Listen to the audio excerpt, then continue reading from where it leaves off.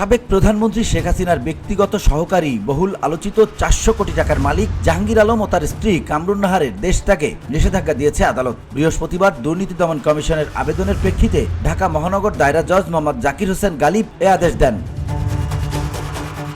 আদালতে দুদকের কোর্ট পরিদর্শক আমির হোসেন বলেন, দুদকের পক্ষে উপপরিচালক মোহাম্মদ রাশিদুল ইসলাম এই নিষেধাজ্ঞার আবেদন করেন। আদালত আবেদন মঞ্জুর করে আদেশ দেন।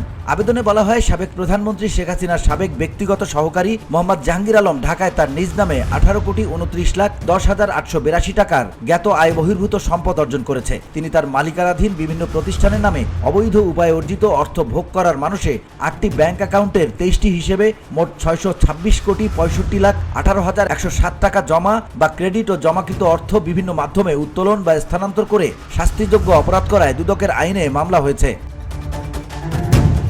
এর আগে 17 ডিসেম্বর অবৈধভাবে 18,29,10,882 টাকার সম্পদ অর্জনের অভিযোগে মোহাম্মদ জাহাঙ্গীর আলম ওরফে পানি জাহাঙ্গীরের বিরুদ্ধে মামলা করে দুদক। সেই সঙ্গে তার স্ত্রীর বিরুদ্ধেও অবৈধভাবে 6,80,48,642 টাকার সম্পদ অর্জন ও ভোগ দখলের অভিযোগে আরেকটি মামলা করে দুদক।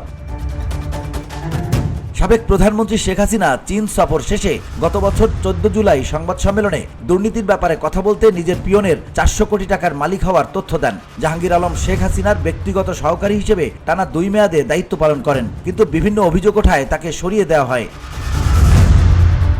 শেখ হাসিনা বিরোধী দলে থাকার সময়ও জাহাঙ্গীর আলম তার ব্যক্তিগত স্টাফ হিসেবে কাজ করতেন। বিভিন্ন অনুষ্ঠানে শেখ হাসিনার জন্য যে খাবার পানি বাসা থেকে নেওয়া হতো সেটা বহন করতেন জাহাঙ্গীর। সে কারণে তিনি পানি জাহাঙ্গীর নামে পরিচিতি পান।